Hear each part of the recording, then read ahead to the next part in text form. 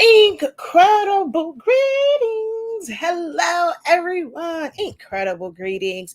How are you guys doing today? Depending on when you're watching this, whether you are watching this live or watching the playback. Although I will say this part here, probably only the people in the playback are going to hear it. Oh, there we go. It just now went live. I got the notification, so I was probably talking to myself for a good little minute there. But hello, I'm going to just keep saying hello for the playback folk. We are going to edit the privacy, go to public. There we go. Oh man, I knew I should have put my thumbnail up. It still caught me looking like this in the thumbnail. I knew I should have put the actual thumbnail banner up, but it's okay. It's okay. All right, there we go. Now I have my share button. So share now, and we're going to go ahead and quickly share this to my groups so that we can get started. I'm a little bit limited on time today. One moment, please.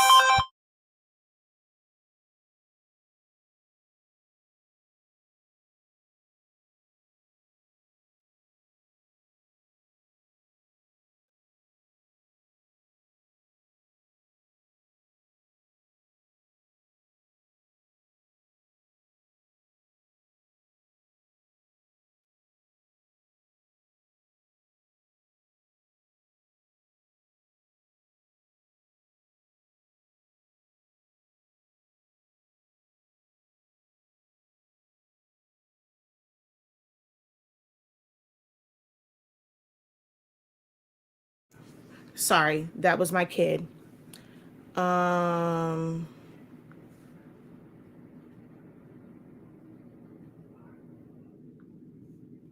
Sorry about that. Let me finish share. I don't even know where I was at for sharing this out.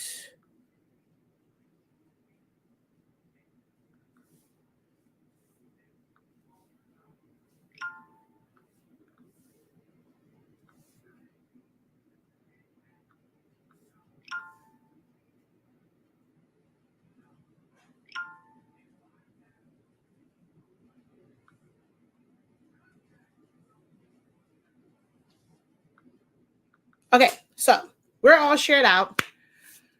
Hello, hello, hello, everyone. Oh wow. Let's see what's going on with this. Now, all righty. Hold on. All right. Let's go here.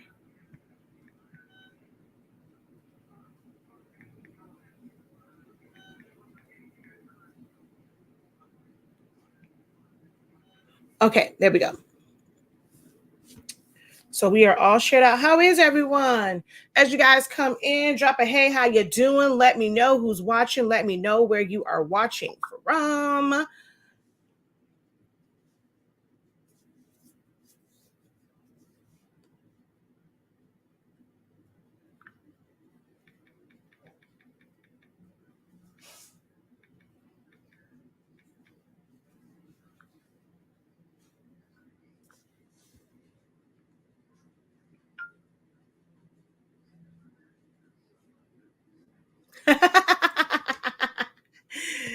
Thank you for having a topsy-turvy stack behind you. It makes me feel normal. Of course. So this is a lot of stuff that actually has to go back because it ends like, so we have a workspace, but a lot of these were in storage. Like, so we had them stored away. But when I was promoting the foam board class, I needed to have them so that people could see the boxes and the towers and the cutouts and stuff. And they all need to go back. So I took them all off the floor because I was like, if they stay on the floor, I'm going to probably leave them there. I'm just going to just keep walking over them. So I ended up stacking them so that I can pick it up as one stack. And when I leave here today, I'm going to put them back in the truck so that I can actually take them with me. So it's a reminder that this stuff needs to actually go. So yeah, all these are leaving out of here because I really don't have the space to just store them here. So yes, you are very much so normal. Let's see. But hello, incredible greetings. Welcome in. Hey. Thank you for watching all the way from Houston. Hello, Maryland in the building. Hello, fellow Floridian and another Floridian. I am in South Florida. I am in Miami Gardens. So I'll say hi to neighbors. Okay. Hello. Incredible greetings to everyone. All right. Let's see. I got to find my. Oh, wait. Did I not share it over there? Hold on. Let me do it one more time. I got to sneeze, man. Whew. Excusez-moi. I think I did skip this one.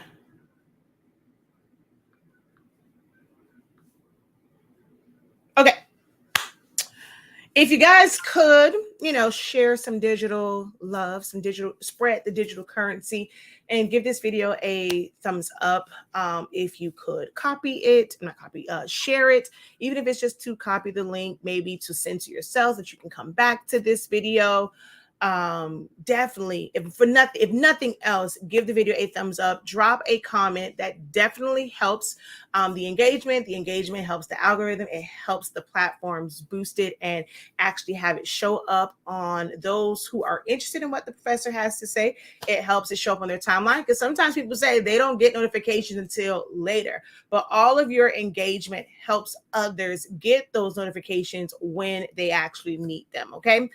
So if you guys could, if you like my content, you love me coming on here and providing value and providing gems and providing teachings and trainings, you gotta reciprocate. Got to be a give and take. Y'all can't just take.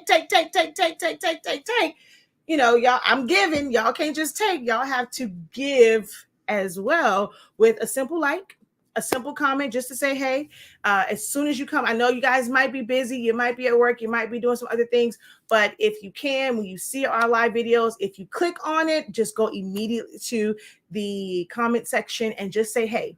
You may not be able to engage and comment and ask questions or just leave feedback and commentary throughout the entire live broadcast. But as soon as you guys get on, if we can just make that a habit of giving it a like and also just leaving a comment, that would be great, especially when we are actually live. Playback's a little bit different. You got a little bit of time to, listen in and things like that. But for when we're live, it really does help the more that you guys are engaged as soon as the live comes up. So I greatly appreciate that. Okay. Thank you. Another one from Florida. Hello. South Kakalaki, Fort Worth, Texas. I was in basic training in Texas. I'm an Air Force veteran, if you guys did not know. Thank you for waving. How art thou? All right, so what we're going to discuss today is designing. So some of you may or may not have seen the post that I made on my page. If you haven't, if you don't follow me or you're not friends with me on Shakia Lavelle over on Facebook, make sure that you guys do that. I need to remember to do them on Facebook as well, to put those posts on Facebook also, but on YouTube, but I always forget. But I made a post about the type of designer that you are or want to be. And with that, I was asking, are you someone that can take clip arts and images and remove the backgrounds and put them together? Or maybe you can put together fonts and pair fonts together to create different designs. Or do you desire to be someone who actually creates the elements that you guys so love, whether you get them from Creative Fabrica, Etsy, design bundles, wherever it is, Mushka designs, like wherever you get them from, the way that they are made, do you have a desire to be that type of artist? Do you have, drawing skills and do you dabble in a little bit of artistry, and you're able to draw and illustrate these things so that you can incorporate them, even if it's something as simple as a background, whether it is polka dot, if it's stripes, if it's like repeated patterns with elements or icons in it. Do you want to learn? Do you think that that's the space that you want to be in? And it's perfectly okay if that's not the space that you want to be in.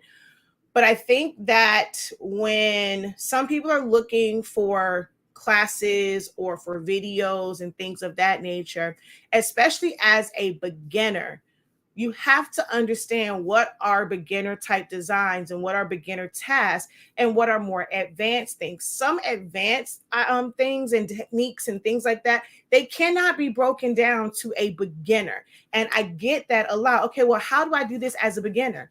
And I don't mean to seem harsh when I say it, and I know some people may take offense to it, but I'll straight up say this is not a beginner task. There is no way for me to show you this as a beginner. Like, you have to start at the beginning. You can't go and want to jump into, and you're trying to figure out how to make this jaw-dropping design, and you don't even know the first thing about your tools and functions. You don't know about cropping. You don't know about adding text, resizing, how to even remove a background. And there are so many resources to remove a background. You have to start at square one.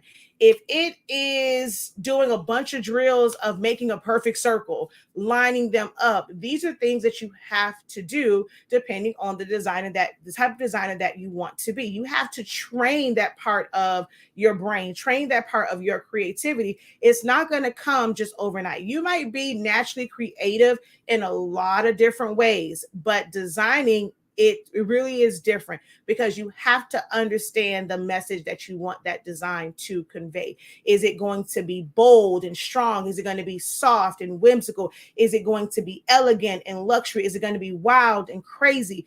These are things that you have to know when it comes to putting designs together, if you're wanting to do them from scratch. Now, it's very easy, like as a beginner, to take elements that are already created, and then you will learn how to just simply put those together, mesh those together, layer them to make them convey that message. So my question to you guys, so like, let's actually look at God. You know what? See my topsy-turvy stuff over here. Some people look at this and you'll think, well, this is outside. I don't want to create things like this. Like, this is an illustrator. This is graphic designing for someone who can draw these out, add the shadings, add the color, and things like that, right? And it's like, well, I just want to be able to take this picture, like these images of Cocomelon or the characters from Cocomelon or Mickey and all of those, and I just want to mix them with fonts, or I want to put them on a background. But there are some where, okay, I want to be able to create my own. People talk about trademark and licensing and infringing and, intellectual property. But if you're not able to draw your own characters that your customers may end up liking, then this is where we kind of default to using copywritten and trademark and licensed characters and things of that nature. Okay. Someone else from Florida is in the house today. Yes. Hello. Incredible. Greetings. Welcome in. Michigan and Michigan back to back. Do y'all know each other? Y'all understand?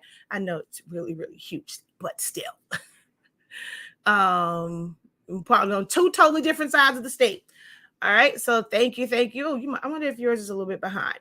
But so my question to you guys, I posed that question. I know I said a lot, but I don't see any responses to it. What type of designer do you desire to be? One that designs every element from scratch, or being able to take images or vector files, like basically SVGs, SVGs, PNGs, JPEGs, and put them together, or even be able to vectorize? Like, do you guys know what it means to vectorize? So I'll first let you guys answer that first question. What type of design do you desire to be? And then I have a question about vectorizing. Okay, so you want to be able to do it all. So that means that you can't rely just on like these videos. That means that you're going to practice, and you're going to get a sketchbook, and you're going to learn how to properly draw eyes, how to properly make eyes look realistic. how to draw out hands, how to look at an apple and be able to draw or paint that out. So when you say you want to be able to do it all, you're saying that you want to become an artist and be able to draw and paint from scratch.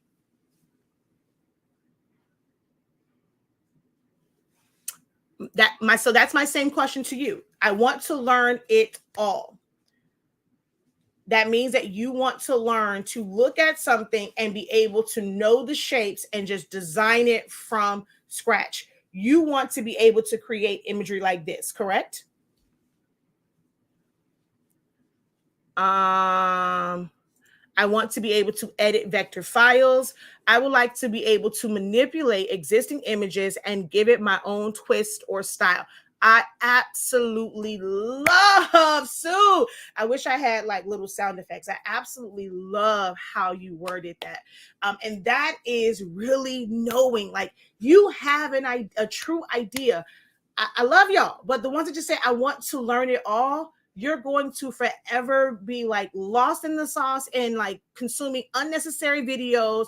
You're going to end up paying for classes that you don't need and feeling like you wasted your money because you don't have a clear vision of what it is that you want to do. I absolutely love this answer, Sue. Okay, so Paula D says taking existing files, adding text, effects, and backgrounds. Okay, because even with effects and backgrounds, right? So the smoke, those smoke effects and things like they come from somewhere. It's not always like taking a picture. There's ways to take brushes that are totally different and knowing like what stroke to use, how much pressure. Is it going to be a soft brush, a hard brush?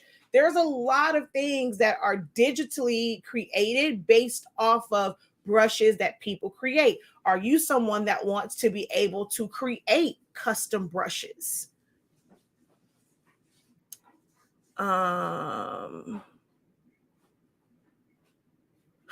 She say, let me change that answer because I can't even draw stick people. Hey, just say, so edit vector files. Okay, do you guys know what a vector file is? So now we're going to go into that. So we say we want to edit a vector file. So if all you want to do is edit a vector file, that means that if you wanted to change his shirt from green to red, or change the color of like any element of this, if you wanted to make his pajamas a different color, if you wanted to maybe make his gloves match his shirt. His shirt is kind of orange. We want his gloves to match. You do understand that's not editing because that's not a vector image once it's a JPEG or a PNG. That's not vector. Do we even understand the different file types, or do we need a breakdown of that?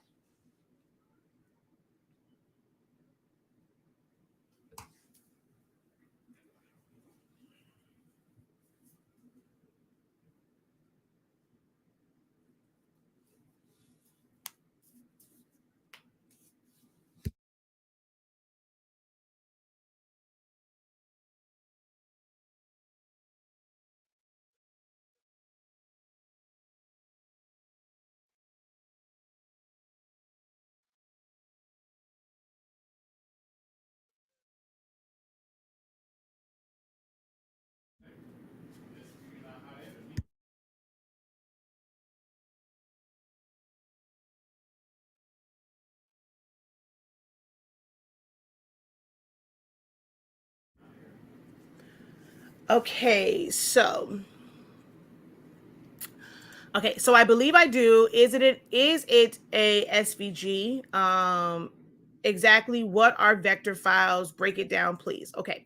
So SVG is just a file format. It stands for scalable vector graphic. It is normally the most simplest form of vectorized designs. Normally, when someone's saving an SVG, it is basic lines and lines and shapes that are filled with solid colors. Now, in Illustrator is a true vector-based software. Affinity Designer is vector based. Corel Draw is vector based, meaning that your design is made up of shapes, and they're filled with solid colors. And you can, because you're just filling that with colors, there's no pixels involved at all.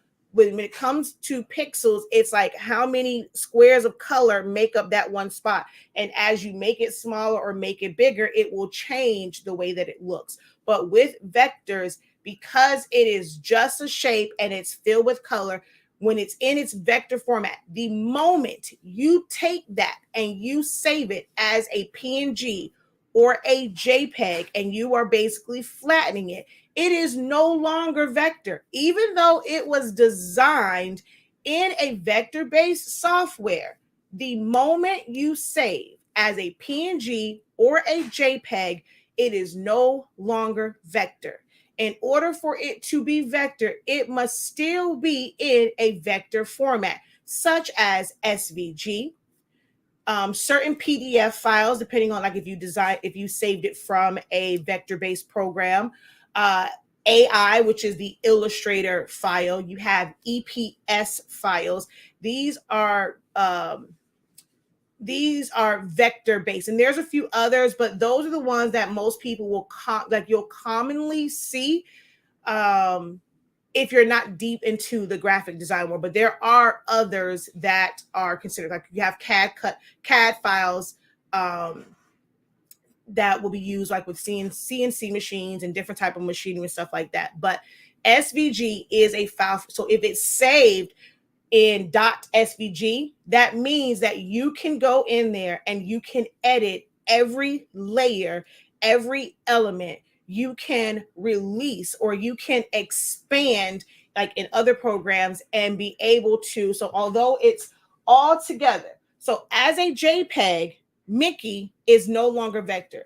You can tell that he was designed in a vector-based software because of the clean lines. And if you had him in Illustrator, AI, EPS, PDF, or SVG format, you would be able to click on any part of it and fill it in without having to do like a live trace. You don't ever have to trace vector files.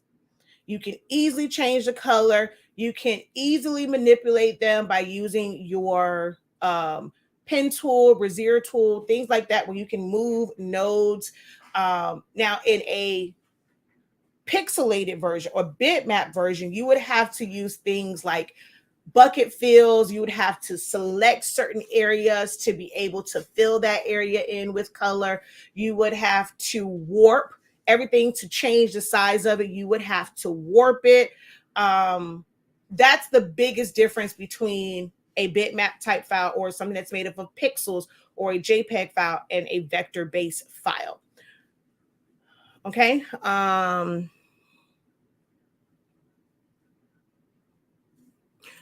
Oh my goodness, that's the clearest and best explanation of different types of files I've ever heard. Man, this is not this. I'm actually redoing this because I've actually did this like a couple months ago. So that's interesting. And I thank you for letting me know that I need to do these videos more often. I often get worried that those who like pretty much watch my content all the time, like, oh, I heard that, or they'll get bored. And I'm always trying to maybe like do something a little bit different, but it's nice to know that it's a good thing to have these discussions live every now and then, because someone maybe hasn't come across the hundreds of videos that I already have. Trying to go through my library and my library of content is kind of crazy. So if someone goes and says like, all right, one of my favorite, okay, so I love my honey bunches of oats, right? So most times, if you are seeing things like this, where it is transparent or like it is faded off, that's something that's done with basically a brush. And it's like a soft brush. Or you can take in a vector-based program, you would take a vector shape and you would blur it. Now, you cannot do that in Silhouette Studio, but there are different blur tools in the different softwares. So this can technically start off as vector, and then you put a blur on it. But once you blur it, it now takes up kind of like pixels, and you're like expanding that. So you don't have a defined cut line. You don't have a defined edge. So that's not really vector once you, even though you may have started off with all of the, so they probably had all of the spikes. They did an offset of it. So now you have the spikes, they filled it with white, and then you go and you blur the edges, and you're basically blowing them out. That part is no longer vector because you can, like, it's spread out. It doesn't have a straight up stop. Oh, that's a great way to say it. Most vector files is going to have a defined endpoint. If it spreads out, it is not vector. Okay, so when we say we want to be able to adjust and change vectors, that means that you don't want to know how to change colors on JPEGs or PNGs. You want to use them exactly as they are and not do anything else with them. Is that what your guys are trying to do? The ones who said they want to be able to manipulate vector files or SVGs specifically, does that mean that you don't want to incorporate any of these type of files in your designing?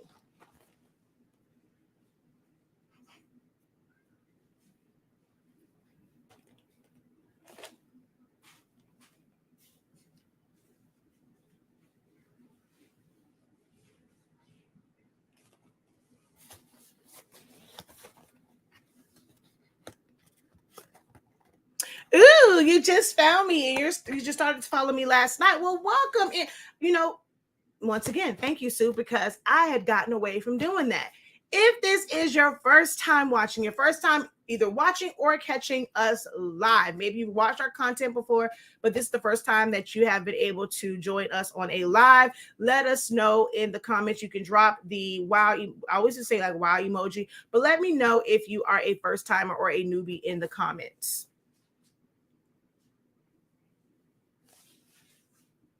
Nope, that's not what I meant. Okay. For example, I would like to take the hat off a character image and change it to another hat. Okay, good. Now we're getting somewhere. We are just, I love it that you are saying exactly what it is that you want to know how to do. This is what I'm always trying to pull from you guys. I need you guys to be very specific in what it is that you want. I've been designing for a long time. I am 42. I have been designing, or I learned the basics of designing at 16, 17 years old. And it was a lot of practice. I did not get into this and just go straight to, I want to do it for a business. I want to create my own things. I want to sell them. I perfected a skill. Like, it was a passion for me for many, many years. I would create things and take the time to create things, even when I didn't have an order, when I wasn't going to make money for it, because it was a passion. I think this whole turn your passion into profit, monetizing your skills, we're missing the passion part or the skill part, that you have it. And now that I have it, I want to make money from it, not I want to learn it and make money from it at the same time. Okay. So when it comes to taking the hat off and like adding another, it's knowing your shapes, it's knowing what's gonna fit there. You know how to make, like, you may have to cut certain parts out. So there are certain techniques, certain skills, certain tools that you have to learn what they are at the base, like their fundamental functions, to even be able to look at it and know what you're going to need to do to make, like, to take the hat off. So in a vector based situation, normally with like true vector based, you have some, when it's an SVG, most times, like if it was like the Mickey Mouse, they would have all of those areas automatically cut away. Whereas other designers, how they designed it, it's almost like having Mickey, imagine him, it's weird, but naked. And you're able to put, like, okay, look, let me grab him. Hold on, let me grab him real quick.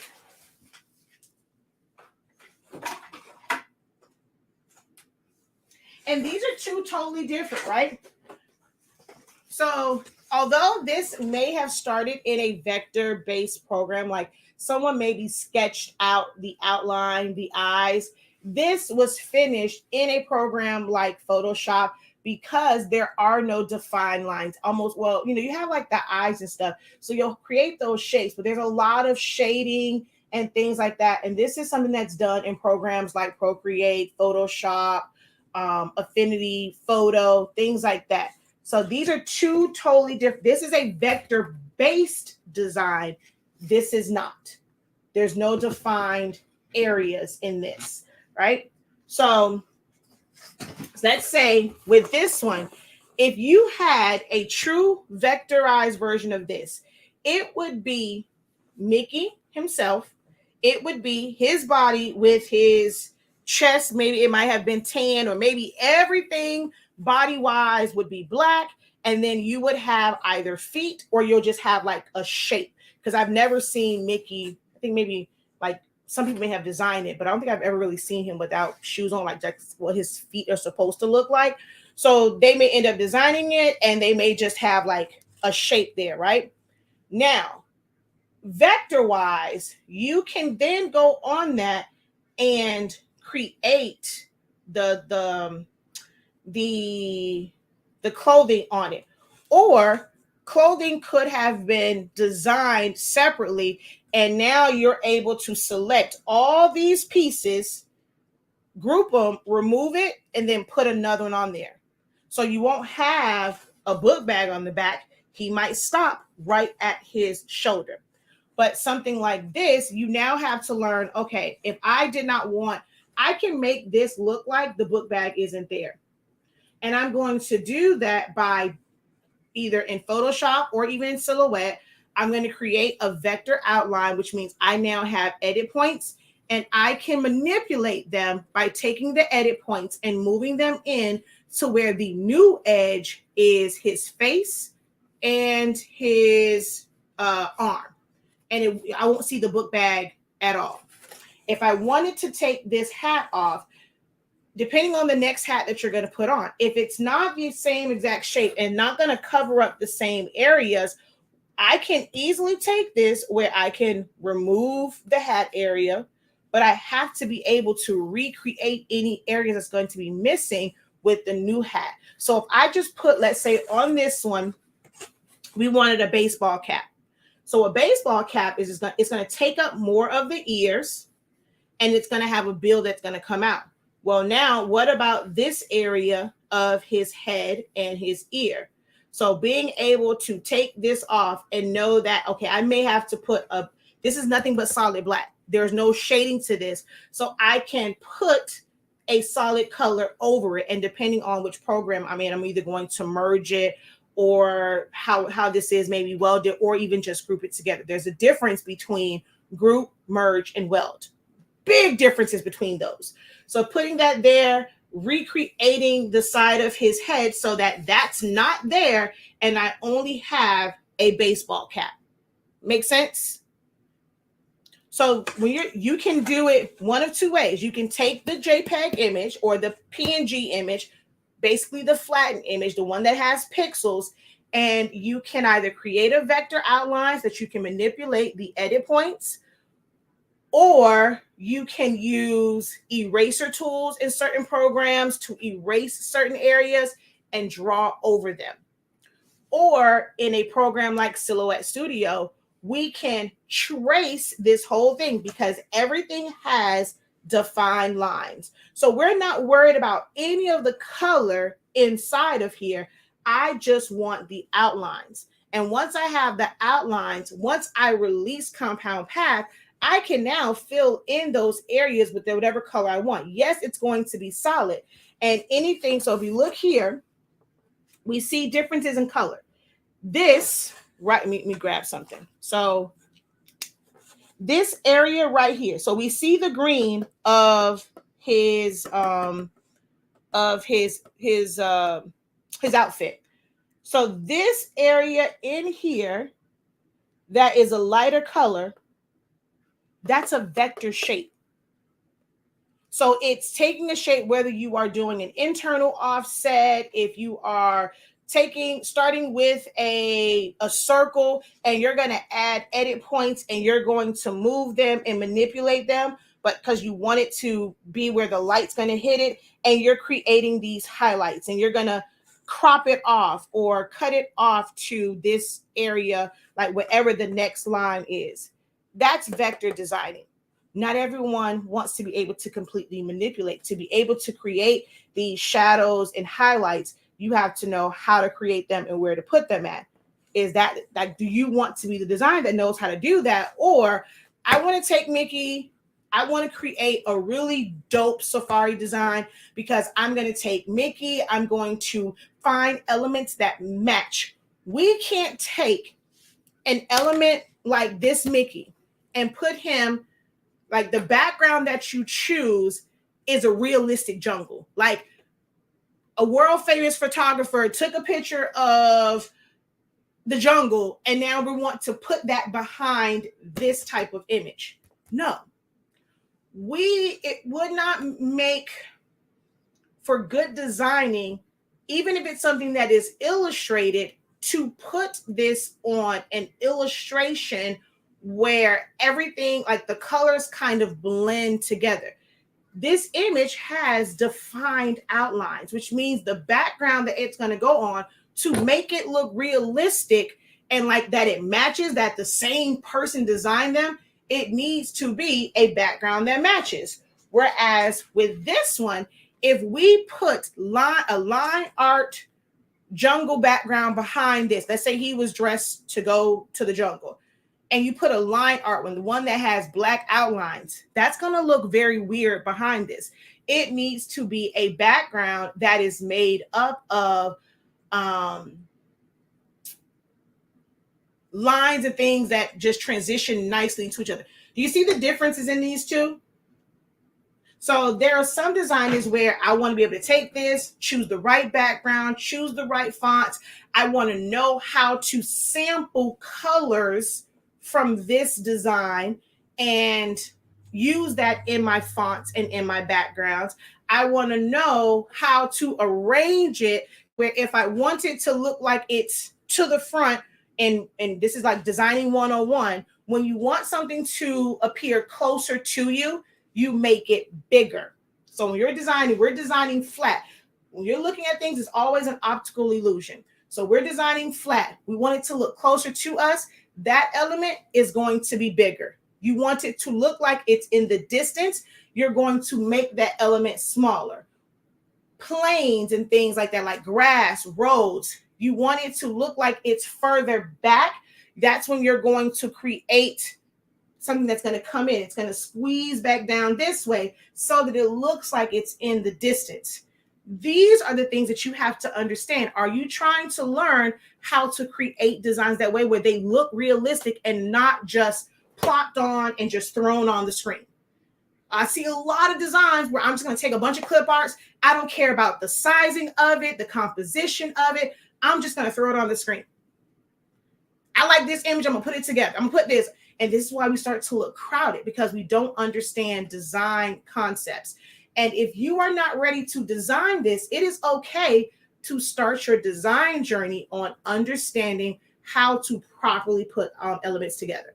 So who wants to, now that we've kind of broken this down, who wants to learn how to properly put elements together and maybe even properly manipulate them?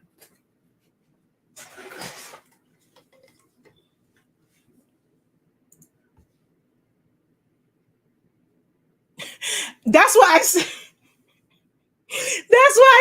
I didn't want that image in my head either. That's why I tried to say it kind of low. It was weird saying it. It was very weird even thinking about that. That's my first. I was like, well, imagine him kind of naked. Like, I felt like a little kid who was saying something they weren't supposed to be saying. That's so weird.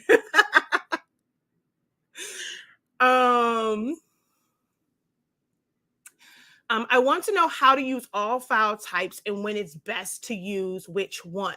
That, another good one. Thank you, Dion, for that, because that is one of the things that I also see a lot in the I need order reach, you guys.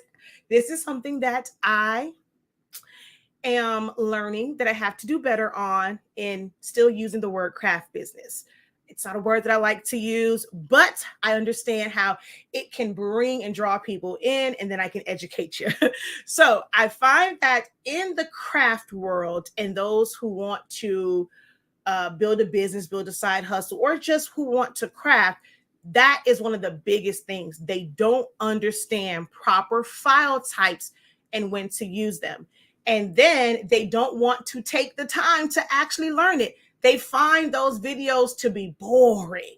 Just getting the knowledge doesn't put, and like there's no finished product for them in that moment. So they write off that type of teaching, whether it's free or paid. But that is so important. You have to understand the file types and when it's going to be best to use certain ones. I want to learn how to use PNGs, SVGs, and how to pull it all together with the right fonts as well. I also want to learn how to create designs by using shapes and creating my own shapes as well. Awesome. Okay, so hello. I would love to do this.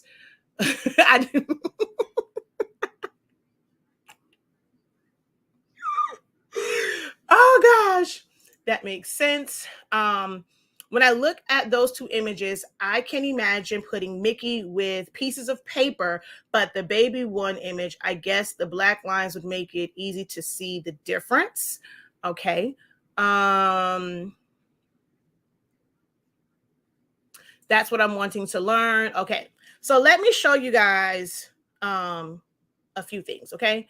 So I pulled open a couple of worksheets and things from which I'm about to. I got a dental appointment, so I got to wrap this up. This has been amazing. I need to do more of these. So you guys just confirmed for me that I need to do a couple more of these, and also teachings for my classes. I got to have a better idea of what it is you guys are trying to do, because me simply asking you guys, it wasn't working. Y'all wasn't communicating what you wanted to learn. That wasn't working. Okay. Oh, so let me tell you guys, just in case you have to go, I know it is 12:46. I'm trying my best to get this done under an hour. We do have some classes and things on our website. And right now, if you buy one, you get one 50% off for any of the classes. So if you go to class playbacks, this right here, I'm gonna show you guys some things from this. This is a great one to understand design concepts, and you get worksheets with it. But all classes are buy one, get one 50% off right now. And then if you buy any of our Sublimation paper or ink and also put a class in your cart, you'll get 60% off. So if you buy our Sublimation paper and or ink, you will get 60% off of a class. You have to put in the cart though, buy them at the same time, and you'll get is it 60? I think it's 60%. Hold on, let me make sure. I almost forgot, but I want to say it's 60%. Yes. So if you buy any of the Honestly Speaking paper or ink, you can get a class for 60% off once you combine them in your cart. But if you just want some trainings, buy one, get one 50% off. Okay. So that is what we have going on today. And I'm going to tell you some of the best classes to take with that offer. If you just stick around to the end, I'm going to help you build like the best design package for you, but you have to promise to actually go through them. Give yourself, even if the class is 2 hours, work on 30 minutes of the class at a time. And once you've done it, work on it again, and you'll see how fast you get with those same worksheets. You're going to become better and better and better with it. All right. So, all right, let's go back over here.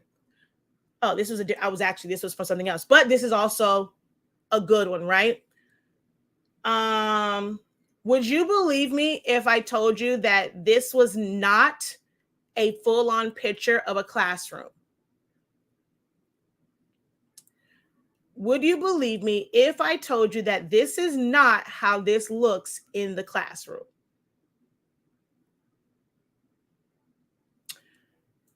Email me, Brandy, and let me know what classes you want, and I got you. So email me, email us at orders@hsink365.com. Send us your order number and let me know what classes you want to take, and I got you.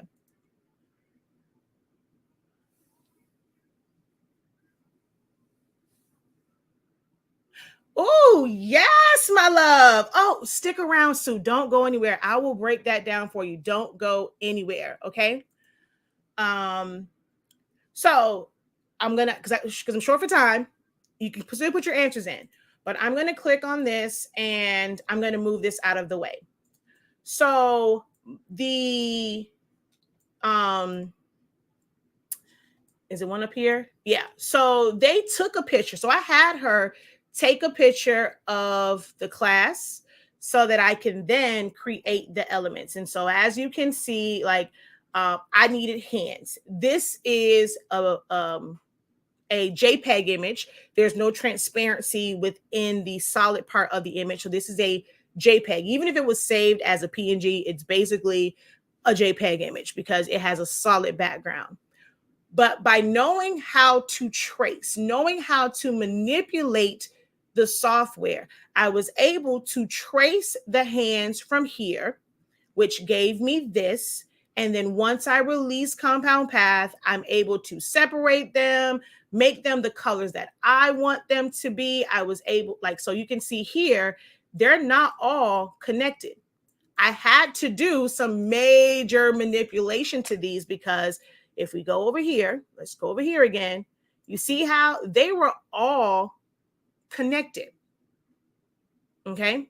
And they were all connected. So I'm going to click on this. I'm going to fill in this with color and I'm going to release compound path. Hold down shift and and I'm going to move everything else just because I want to just group it together. And then I'm going to take this, I'm going to make it a compound path because I need that separator.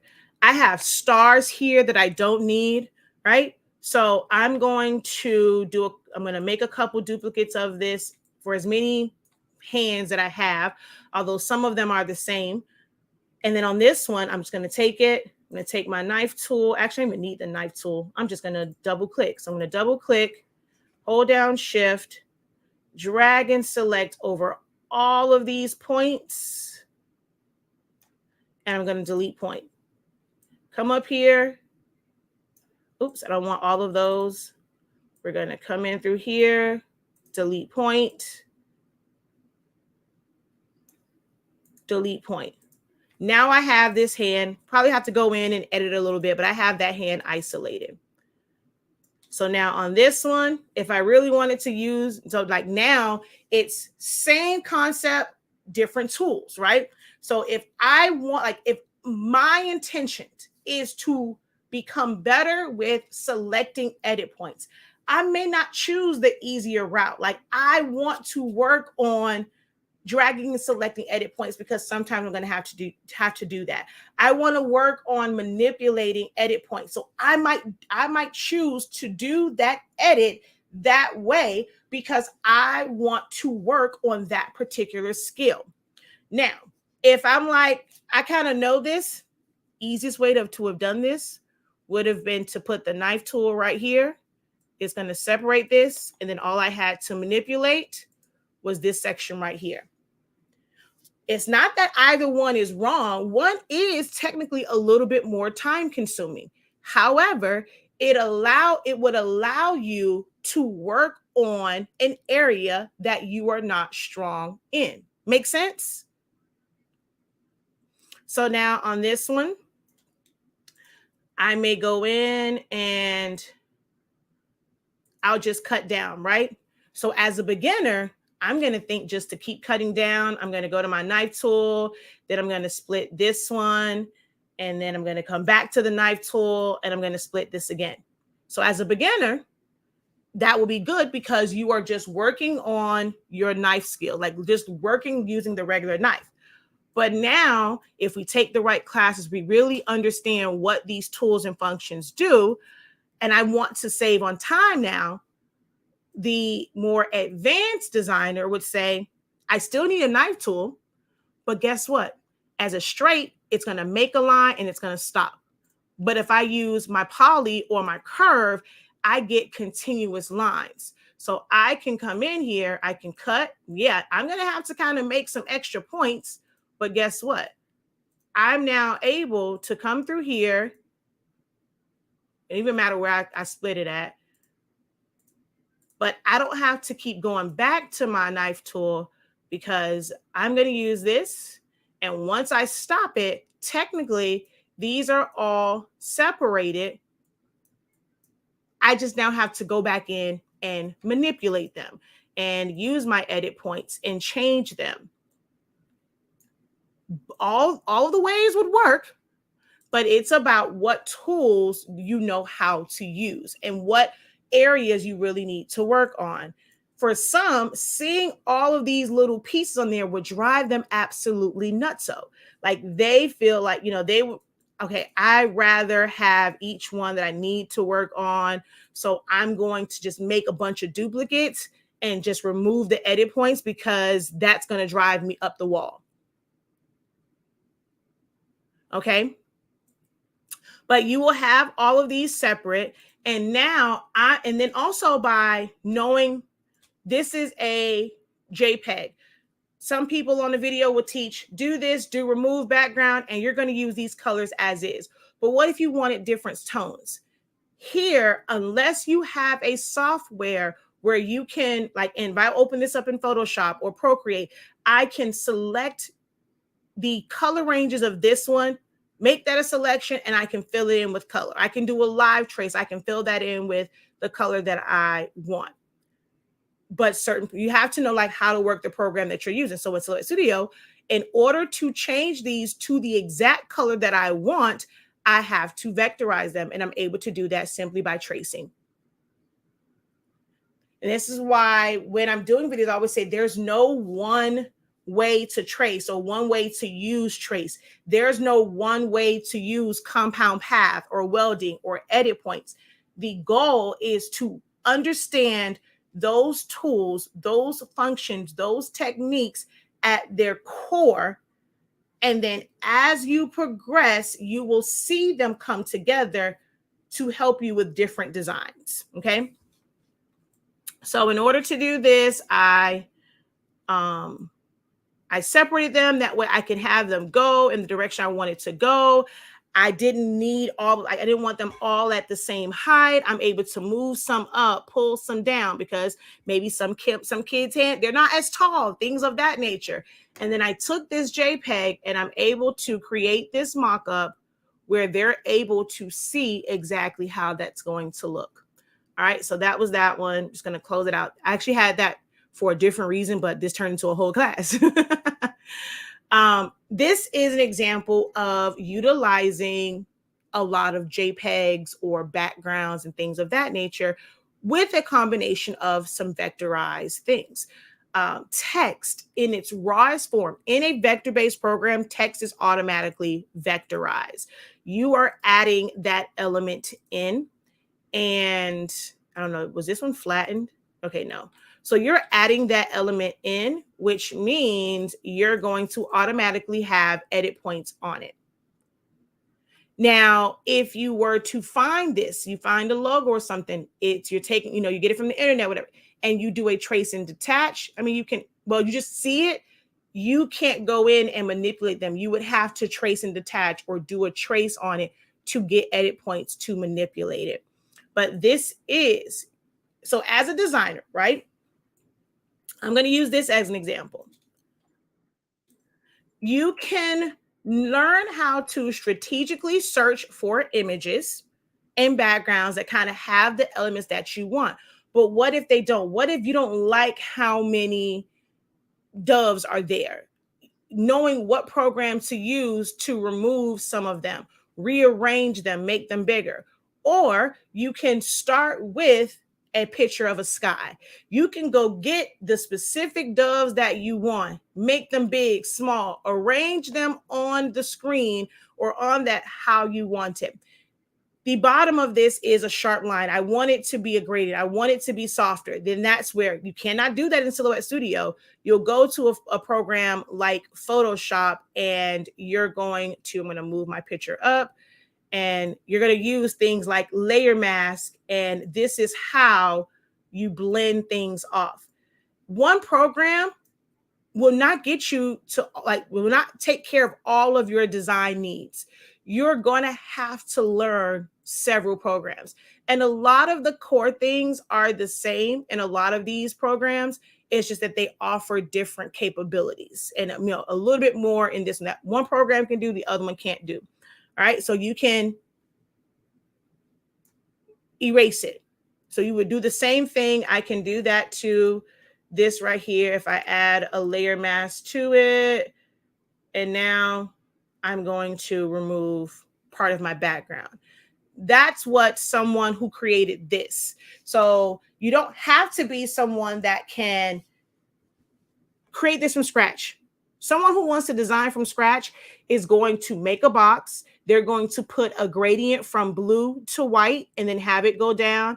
They may take either they're going to maybe have like a brush, and then they can kind of, wait, like what's the guy who used to do the trees and put it all around, and they're going to layer color on top to create shadows. They may use different blend modes, or they may just go and get somebody else did a great job of making a cloud. They're going to put that on top, and then they're going to fade it off. So this can be made completely from scratch with a bunch of different colors, bunch of different blending techniques and things like that.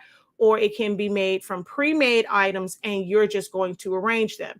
Or you can be someone, I don't even want to take the time to go in and figure out these birds and rotate them and make them smaller.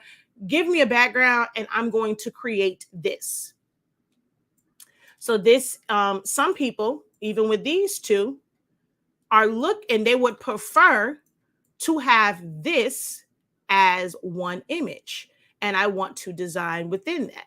But if you cannot find it, but you want this result, like you want this type of imagery, you have to know how to create it. This is actually two different elements, and they're just layered. You can be the person that wants to create all of these flowers, create the petals, fill in the highlights, fill in the colors on them, arrange it to where it becomes a corner point. And then with this one, there's some that are corner borders. There was version of this where it was just a straight line. There were ones that was like a full-on box. So creators will go and start from one element and then create a bunch of different things from it. Even in how this shadow is right here.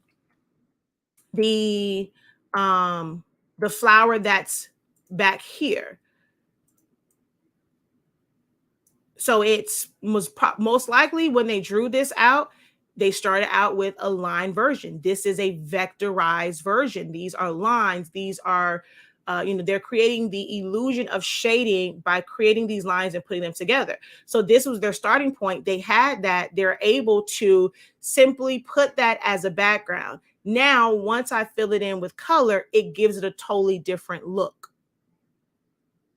Not everyone can design this way, but you can learn how to efficiently find the right design or the right element for your project and be able to put it into your design. Knowing how to take this, and it looked like it's one, but it's actually several pieces. So I wanted to have, which I don't understand why that was so low. I wanted it to look like the clouds were back there, and then putting this on top. So when it's here, although I think before I had this on here, it was group. Even if I remove this, I can have this element and it doesn't look like it is out of place, because if I went ungroup, group,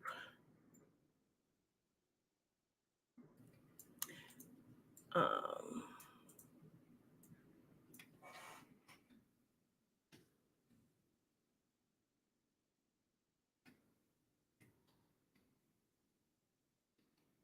right, oops.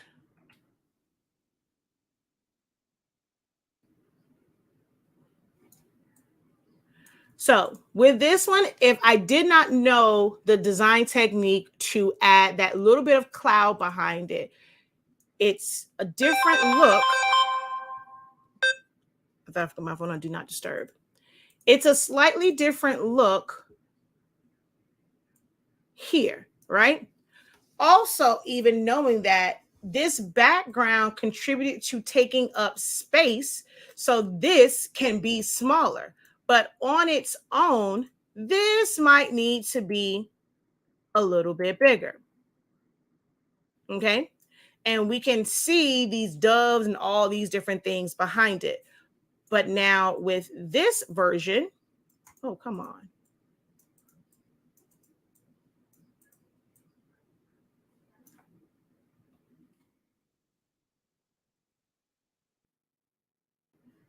It's like you're extending those clouds up. It's an extension of it. It's a totally different look with having just that subtle change in the background.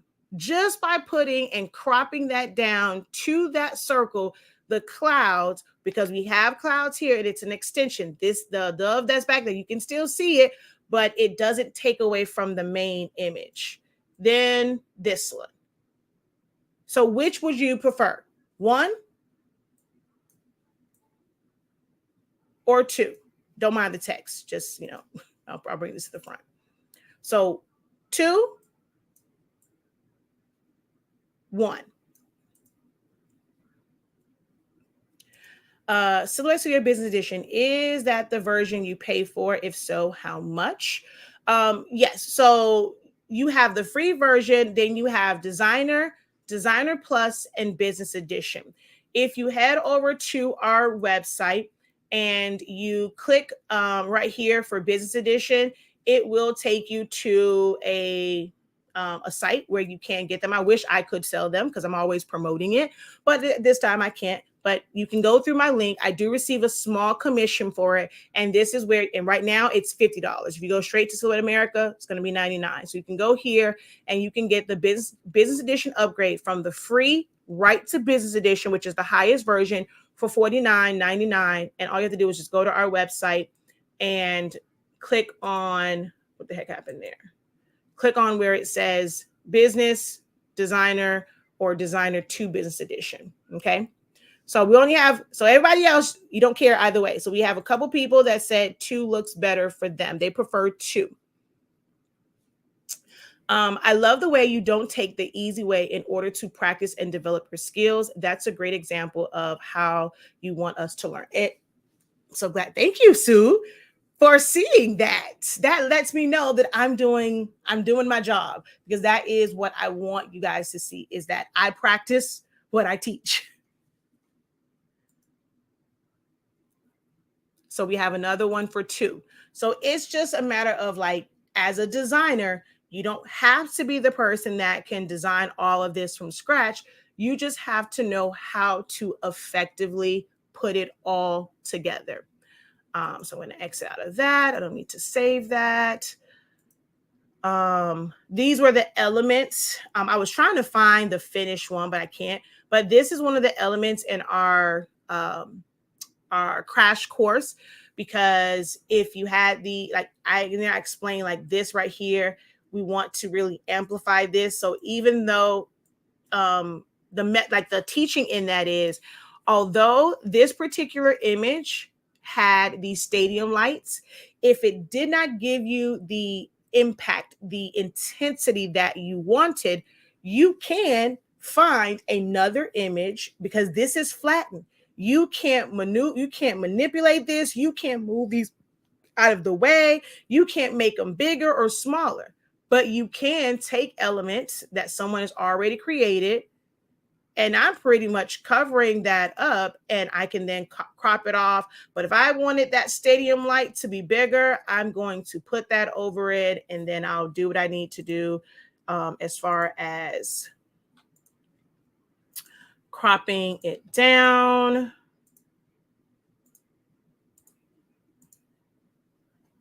Okay. So I can have that there. And then there were some other things that I kind of taught in the class as well.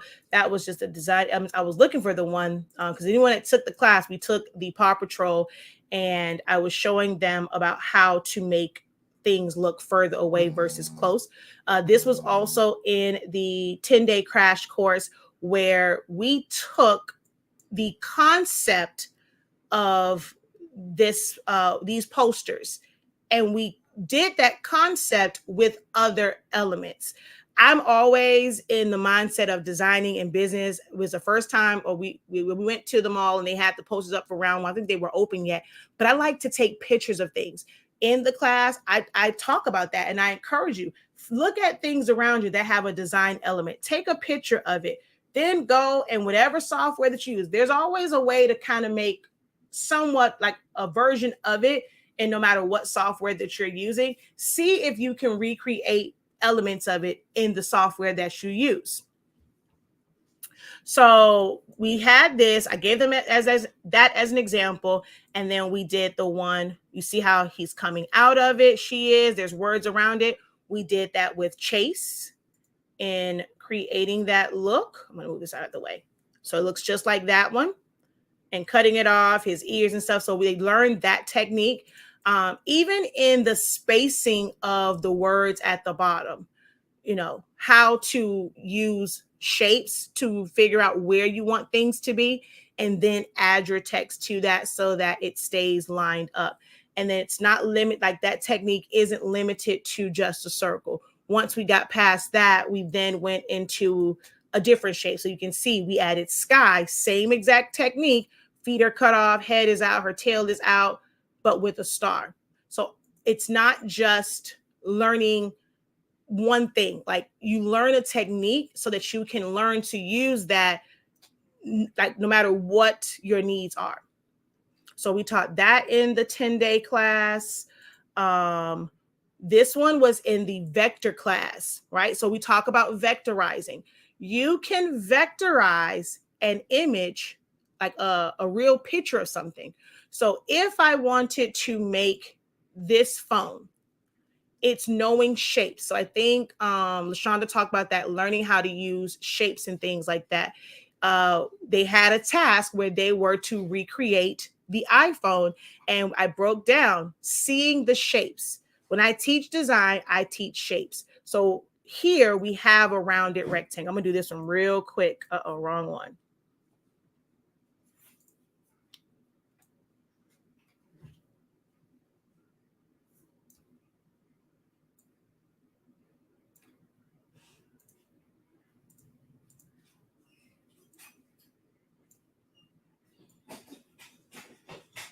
All right. Then we're gonna take some circles. And then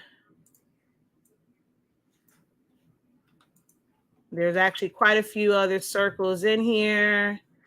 And then that was the inner one. Then there is the one. I'm just going to use just those for now. We don't want to recreate that again. They're all the same. We're going to group it, and we're going to move it. There is a rounded rectangle or rounded square right here.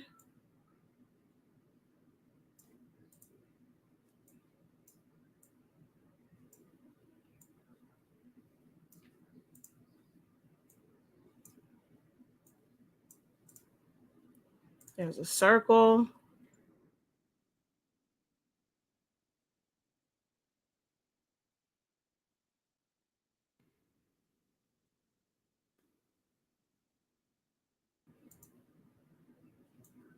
There's technically like a little outline on it. So we're just going to do that like that. And then there's buttons here. So we're just going to put a little rounded rectangle here.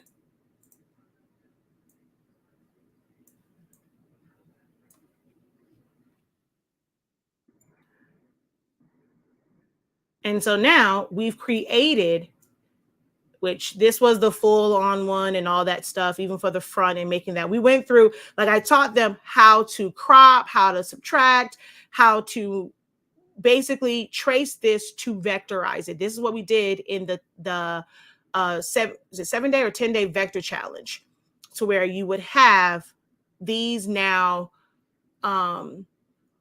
vectorized versions of an item, because if you were doing something like you want to make this a coloring page, we can't just use this. We even talked about like if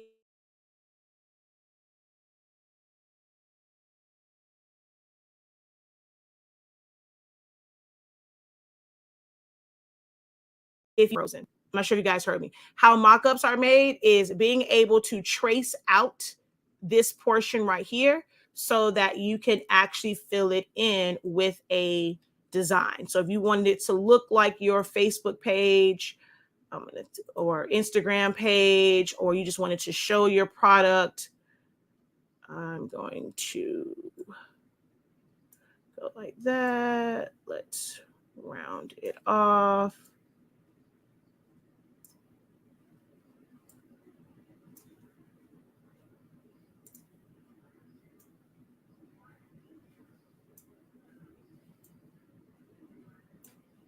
Uh-oh.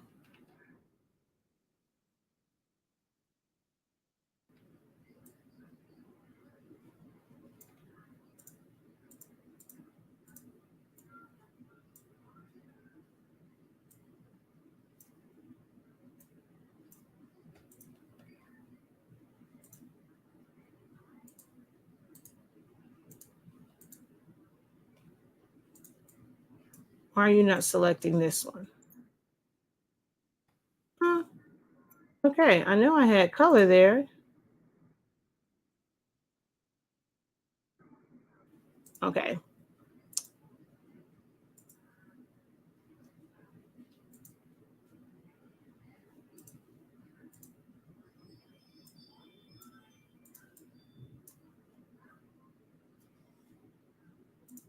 So I've gone and changed what's there. If I wanted it to be a picture of like a product, taking that picture, being able to, and that now you have a mock-up. There are different levels of being a designer. You just have to really, really know and identify what type of designer and what your design style will be. Okay. So I use business, but everything that you just saw me do in both of those examples can be done in the free version. I didn't use any type of designer or business tools in what I just did. That all can be done. The versions you can go download right now. You can go back and follow this, what I did. Find this picture and follow it if you want. Okay. So what can you do in business edition that you can't do in designer? I do have a video that's on that, like somewhat on that in our 30-day training. I do break it down. There, it just unlocks different features. If you go straight to Silhouette America's website, they have the full-on breakdown of what's available in designer versus designer plus versus business.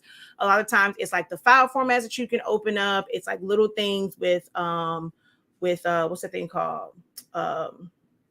Gosh, undo, media, warp. So there's a couple different things, but everything I did here, straight free version. We're gonna close that out. No, we did that with close out the wrong one. So I'm just gonna close that out. No, the balloons, right? So you can have now certain programs allow you to add the shading and things like that. This, although it is a JPEG, it started from vector. With vector, you create shading by having darker colors and it progressively gets lighter. And we taught that where we took all of these elements, knowing how to trace a balloon, how to get the shape, how to create that shading, cropping them to where we went and from these balloons created this look, like from scratch. So this was something that was taught in the vector training. Oh, here it is right here. I went through all of that. And I'm like, I knew I had it open. So we went through recreating the phones. we went through creating apples from an image and how you can add texture and add elements and add highlights and shadows to it. So you have a picture of a real apple, how to vectorize an image of a real apple. Like this is an actual photograph. How do we vectorize it?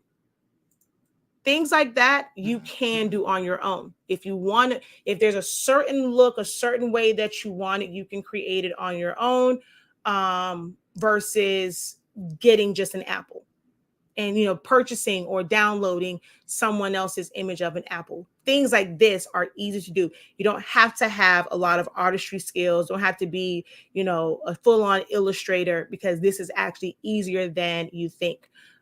We combined this apple and I think this one is how we came up, and we put faces on them.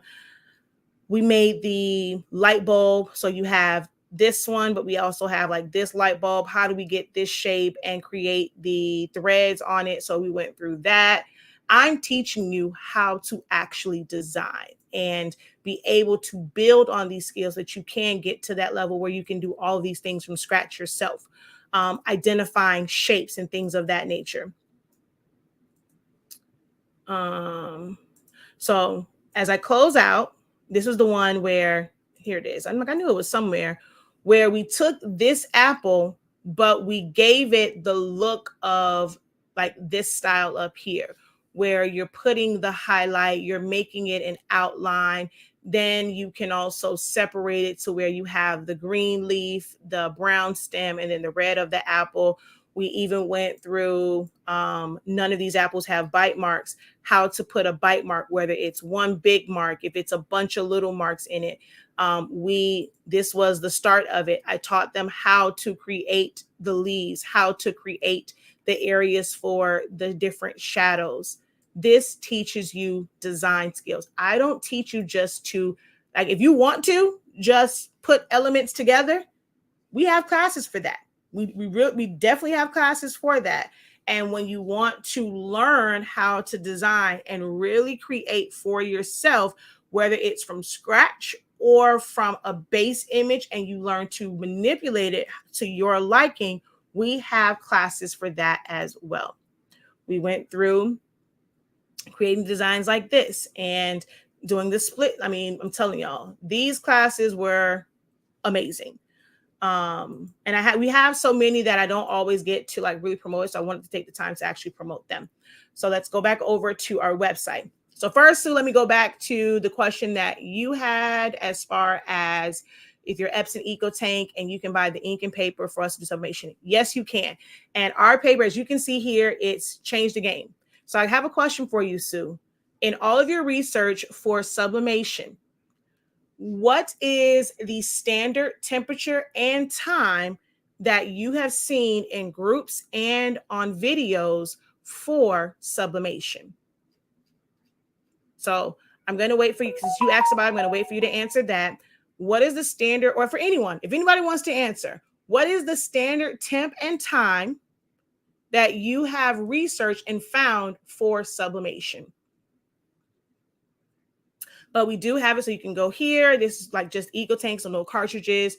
We have the inks and things there. If you have the newer workforce printers, we have that. I'm waiting for others to test out the rollback for the firmware. If your chips are not working, still waiting for some people to kind of get back with me. And yeah, so we do have these things for you to convert your printers. All right.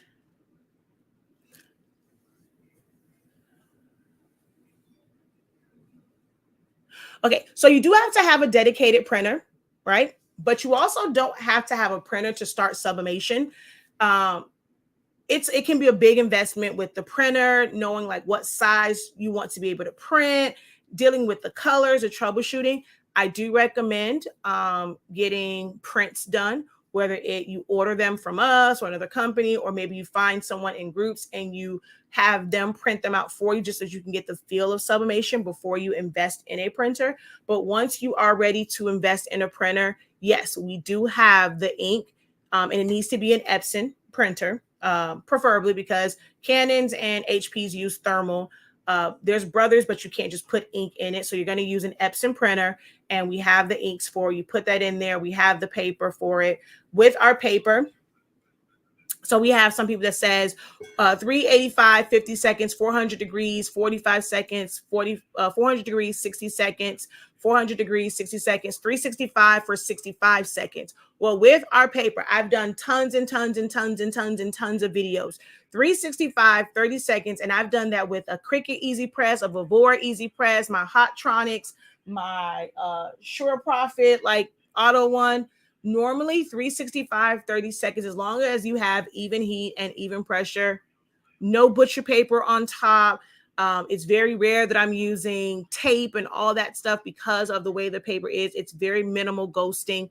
So definitely check out the products, because we have a product that's going to make your sublimation process a lot more efficient. Okay. 400 degrees, 60 seconds, right? So 365, 30 seconds. Some people feel like they, with their heat press, they may have to do 40 seconds, but gone are the days of needing to do 400 degrees. Like, you won't have to do that. We've even done things. If we do 60 seconds, it's because our heat press is at 325 and you still get amazing friction colors. So if you have a heat press that's not that great, it's like your temperature is not quite getting up there, definitely at least try out our sample pack with your printer and your heat press, because you will see that even though your heat press may not be efficient, you can still get great vibrant colors at a lower temp. Just let it press for a little bit longer. Okay. I use your paper and I do 365 for 35 seconds. Awesome. All right. So on to these classes. The creative designing crash course. These are all playbacks. So we've done these classes. I sometimes try to repeat certain things, like the memorial one we've done a couple of times. We've done the text effects twice. We've done like our sublimation seminars. Some classes, because it's a lot of information, we can't always do it live, like once a month or every quarter, because the information that's in these playbacks are phenomenal and you're going to be able to follow along. It's not edited down where you miss the mistakes. You will feel like you are in that Zoom because of how we just, how we put it out there and how it's broken up. I always have people say, when I do the Q&A part, even though they're not in the class, they're answering the questions. So you still get that live feeling. You also get access to our exclusive Facebook group to be able to help you along the way. And I encourage you guys to actually use the group. If you are spending as a newbie, I understand, trying to figure it out yourself. You want to feel fulfilled in figuring it out for yourself. But the one thing about my group is you still got to do the work.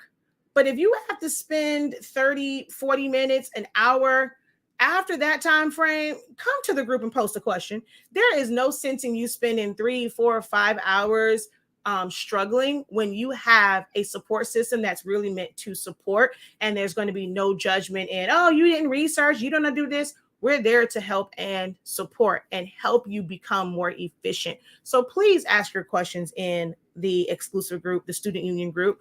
But it's 10 days. So you can see intro to designing. We talk about composition, layout, choosing fonts. We start with text only designs. Most people want to jump into all these wild and crazy things and adding layers and layers. We start off with nothing but text designs and just showing how, if you arrange it properly, you choose the right text, you manipulate text, you can have some amazing, amazing designs.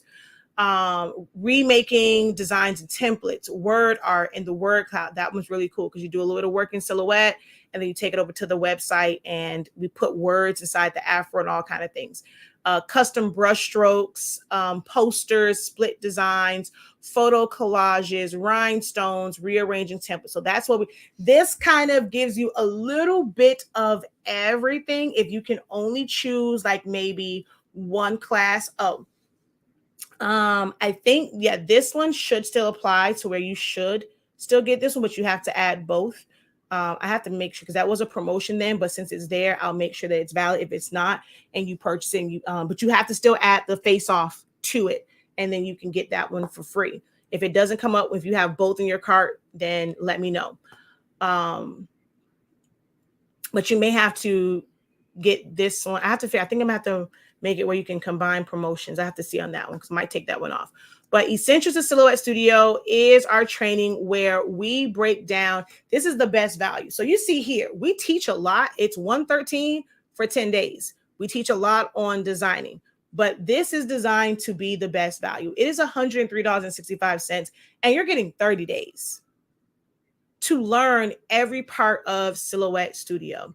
So we go through the features of the benefits, the features and benefits of the upgrades. We go through the preferences and shortcuts and how to save, the program layout. So we're taking it step by step so it's easier for you to digest, like little bite-sized pieces, and then you end up bringing it all together. So we go through, each day is dedicated to a different task, a different tool, a different function, a different technique.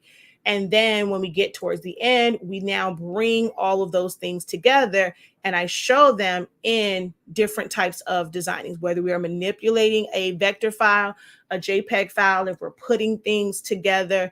And then we had Q&A days. So it is jam-packed. Even if you want to start. So here's the thing, right?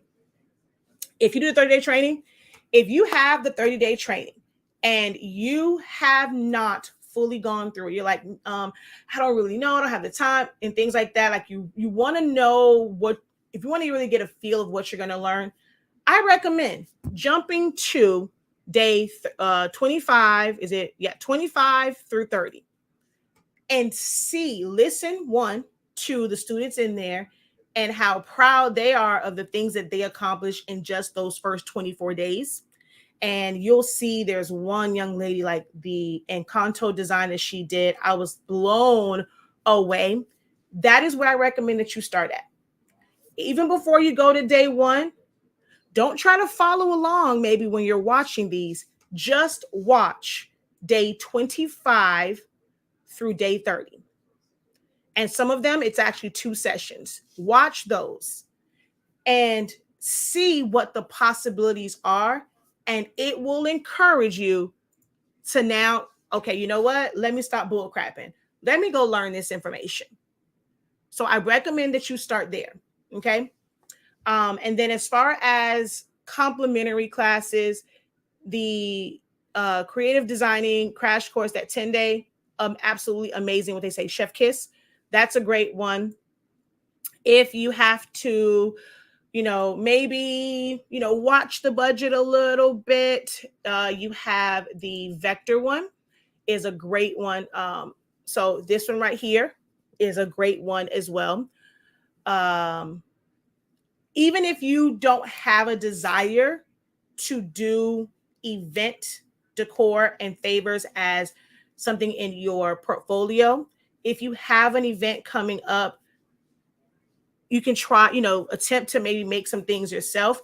But there are so many design gems in this because it's not just about, putting them together, gluing them, what supplies that you need. At my core, I teach designing. There's so many design gems in the favor one. So if you just want something to kind of give you a jump start to designing, but the other ones might be a little bit too rich for your blood, that's a great one because you see a finished product. The text effects one is great also, but it's focusing mainly on text and you still have to add that to things. But to see text done and to see it as a finished product, the event decor and favor ones is absolutely amazing because you get to really see everything come together. It again motivates you to want to learn how to design. Okay. We have the switch up, another great one, really, cost-effective one. You learn things like tracing, cropping, subtracting, edit points. So if that's an area for you, this is a good one. The face switch up. This is the one where if you get the crash course, this one is included for free. And you learn about composition. So when we're doing these, knowing when to, like, the size to make someone's head based off of the base image, adjusting color. So those are all really, really great places to start as far as designing, and those are heavy on Silhouette Studio. This is a great place to start if you want to start, learning Photoshop and you're not quite ready for the Photoshop essentials. This is a great place to start because, of course, I don't know how to just stay on topic. You get a couple extra little gems in there. And then Foundations of Designing, man, it is this on overdrive. I mean, it is on overdrive. So all classes right now, buy one, get one 50% off. If you buy any of our products, you get a class for 60% off. Okay. So I would normally do a Q&A, but I have a dental appointment, so I got to run. But I thank you guys for staying on with me for an hour and a half. My goal was meant to be an hour, but yeah, stayed on a little bit longer, but I do have a dental appointment to get to. So hopefully this video helped you, especially if you're just jumping on, catch the beginning. There's a lot of great gems on understanding JPEGs and vector files, and that like a real breakdown of that when we use the Mickey and Cocomelon image. So if you're just joining, definitely go back and catch this playback over on YouTube. It's on Silaholics Anonymous as well as Honestly Speaking's YouTube channel. So definitely go and check those out. And if you have questions, do not hesitate to leave them as a comment. I try my best to go back and answer comments, especially within like the first couple of days. Okay. So thank you so much. I'm about to watch the replay. Awesome. You are very welcome. We look forward to seeing an order once you have settled on. Oh, Sue, because you are researching sublimation, I'm going to tell you, a lot of people go into groups and they just jump into it, and then they end up missing a lot of information that they actually need, and they don't have an understanding of why things are happening. This right here, before you touch a sublimation printer, a sublimation print, we break, as you can see here, Sublimation 101. How do you get started? What materials you can use? Was it beneficial for like on a small scale, on a large scale? Understanding heat presses and heat sources. So if you're trying to figure out what's going to be the right heat press for you, I break down the benefits, the pros and cons of, I think, 4 or 5 different types of heat presses, the differences and the advantages and disadvantages of a tumbler press or a mug press versus an oven. So we have a whole day dedicated to just heat presses. Common mistakes and errors in your printing, identifying when you have lines. You don't always have to go to a group and maybe get the wrong answer. They have you doing 30,000 print head cleanings, and that's not even the issue. It might just be your print settings. So we go through common mistakes and errors. Day 4 is design software breakdown. So here's where that, okay, well, this software is going to give you these options. This one's going to give you this. Everything technically can be sublimation. If you can print it, you can sub it. But the way that the design will come out depends on the design program that you're using. So you can see, I mean, even it's not just subbing, pressing, it's this temp and time. You can go to any YouTube video, any TikTok live, any short reel, and it's going to show just pressing something. That's a dime a dozen. This breaks it down for you. So we even included a design software day in that. Understanding your substrates, because not all substrates are equal. I'm telling you. So understanding your substrates, what you can and cannot sub, those stemless ones, okay? Knowing that you're going to frustrate yourself. You're going to waste a bunch of them thinking that you can do the whole thing, but you really can unless you want the design to be split. Like, so we break all of that down. And then on the last day, we do some hands-on sublimation. You get to see me sublimate so many different things and see the differences in doing a full bleed, if it's just center.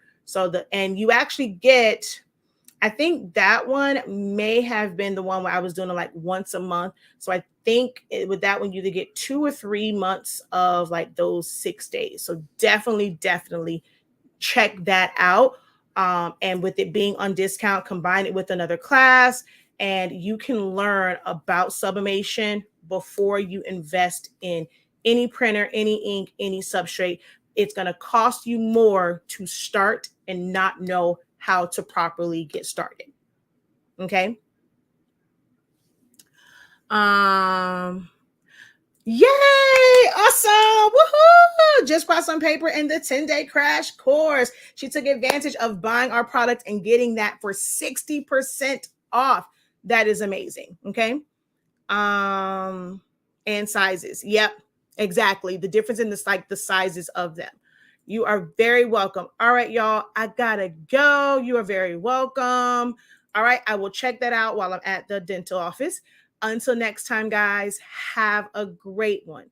Continue to unlock your creativity and be incredible. Peace.